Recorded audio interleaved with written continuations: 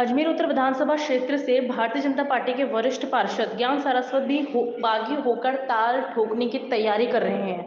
3 बार अलग अलग वार्डों से पार्षद का चुनाव जीतने वाले ज्ञान सारस्वत ने आज अजमेर के कलेक्ट्रेट के नजदीक स्थित होटल में मीडिया से रूबरू होते हुए आगामी विधानसभा चुनाव की रणनीति को लेकर बातचीत की।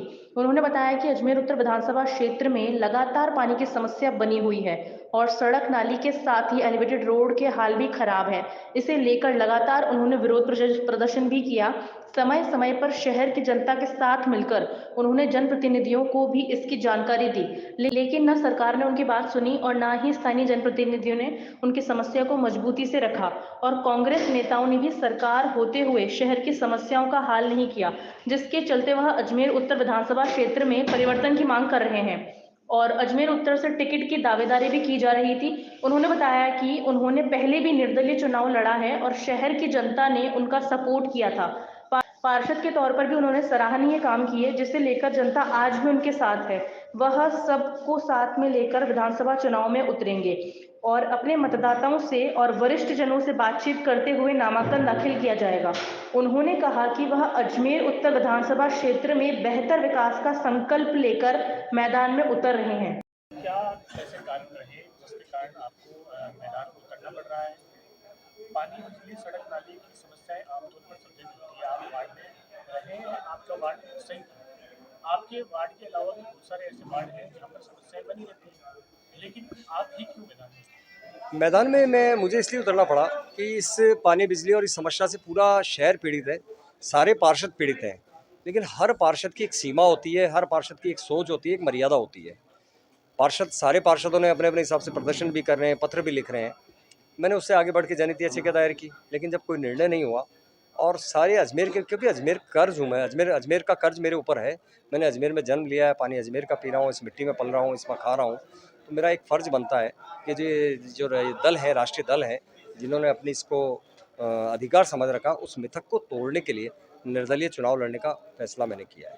परिवर्तन की मांग लगातार हो रही थी। जो परिवर्तन करने वाले सदस्य थे, वो सब आपके साथ हैं या आपके विरोध में नहीं, हैं? परिवर्तन वाली टीम के अंदर मैं कहीं शामिल नहीं था। मैं भी चाहता था कि परिवर्तन हो, एक चेहरा, दूसरे को मौका भी मिलना चाहिए था।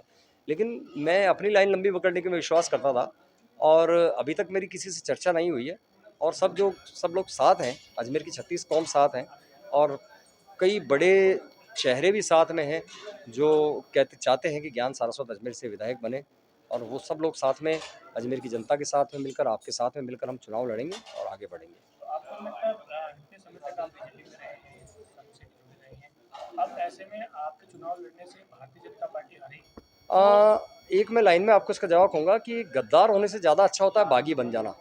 अगर मैं पार्टी में रहकर और मैं अपने विधायक को या अपने प्रत्याशी को हराने का प्रयास करूँ, इससे अच्छी बागी कहलाना मैं पसंद करूँगा।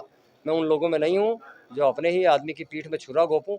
मैं गद्दार नहीं कहलाना पसंद करूँगा, बागी कहलाना पसंद करूँगा। आपको ये लग रहा है कि कई लोग जो हैं वर्तमान जो विधायक हैं उनको हराने की प्रयास में लगे हुए हैं, गद्दार बनने के? मैं पिछले करीब 7-8-10 दिन से बनारस था, काशी विश्वनाथ जी की शरण में था, गंगा मैया की शरण में था, काल भैरव जी की शरण में था। तो वर्तमान परिप्रेक्ष्य तो मुझे पता नहीं है, लेकिन अक्सर ऐसा राजनीतिक दलों में होता है कि वो कर रहा है, वो उसकी वो कर रहा है। लेकिन इन चीज़ों से मैं दूर हूँ और मुझे वो पसंद भी नहीं है। तो गद्दार बनने से ज़्यादा अच्छा मुझे बागी बनना लगा। मैं पार्टी में रहकर मुझे हराने से कुछ नहीं मिल रहा था। मैं अगर कांग्रेस को हराता या मैं बीजेपी को हरा के मुझे कुछ नहीं मिल रहा था। मुझे विधायक बन के ही मैं कुछ भला कर सकता था। हराना और जिताना ये तो छोटे लोगों का काम है कि उसको हराना है, उसको जिताना है। खुद के लिए अगर कोई आदमी लाइन लंबी करता है तो वो वास्तविक काम होता है और वो प्रयास मैं करने जा रहा हूँ। और मैं पार्टी के जो वरिष्ठ नेता हैं, चाहे आप प्रधानमंत्री की बात करें या और भी नेता हैं, उनके तो आप अच्छे काम दिखा रहे हैं, लेकिन अगर पार्टी को नुकसान होता है आपके खड़े होने से तो उसका नहीं, खामियाजा तो सबको मिलेगा। पार्टी को कोई नुकसान नहीं हो रहा है। भारतीय जनता पार्टी एक विराट समूह है, एक बहुत बड़ा वटवृक्ष है, जिसकी शाखाएं पूरे विश्व में फैल रही है। पूरे विश्व में भारतीय जनता पार्टी के समर्थक है। तो एक छोटे मोटे जो पत्ता है या कोई, उससे कोई फर्क नहीं पड़ने वाला है। और मैं भी तो उसी का वो रंग रहा हूँ, मैं भी तो उसी का अंग रहा हूँ। मैं पराया नहीं हूँ, उसी का अंग रहा हूँ। मेरी विचारधारा वही रही थी। आज मैं बाहर निकला हूँ तो आज मैं खिलाफत में बोल रहा हूँ। मैंने 2010 के अंदर में बोला था, 2010 में मैं निर्दलीय लड़ा था। मैंने मेरे वार्ड के साथ न्याय किया, मेरी वार्ड की जनता से जो मैंने वादा किया था कि मैं निर्दलीय रहूँगा, 5 साल मैं निर्दलीय रहा ना साहब। मैं नहीं गया ना कांग्रेस के पास या बीजेपी के पास। और उस समय तो ऐसा स्वर्णिम अवसर था कि 27 कांग्रेस के पार्षद थे, 27 बीजेपी के थे, तो भी मैं अपने फैसले पर अडिग रहा। तो मैंने ये जीवन में सीखा नहीं है, और न मुझे आप लोगों से ऐसे संस्कार मिले, न मेरे शहर ने ऐसे मुझे संस्कार दिए, न परिवार ने दिए। हम अच्छा ही करेंगे। अब वापस बैठने की बात करें तो कल को मान लो ऐसा कुछ संदेश हो जाती है या फिर ऐसा दबाव आ जाता है, तो आप क्या करेंगे? अब दबाव हारना पसंद करेंगे या वापस बैठना? नहीं, दबाव तो कुछ अपरिपक्व लोग कह लो, या अर्ध निर्णय वाले लोग वालों की स्थिति कह दो, या कोई अपने आप में कोई कुछ काला पीला या कोई ऐसा कोई काम, खोटा काम किए हुए आदमी को उसको सोचना पड़ता है कि बैठना है। बाकी दबाव किस तरह का दबाव? अगर कोई उनके पास तर्क है बैठाने वालों के पास में, मेरे पास भी खड़े होने के तर्क हैं अपने।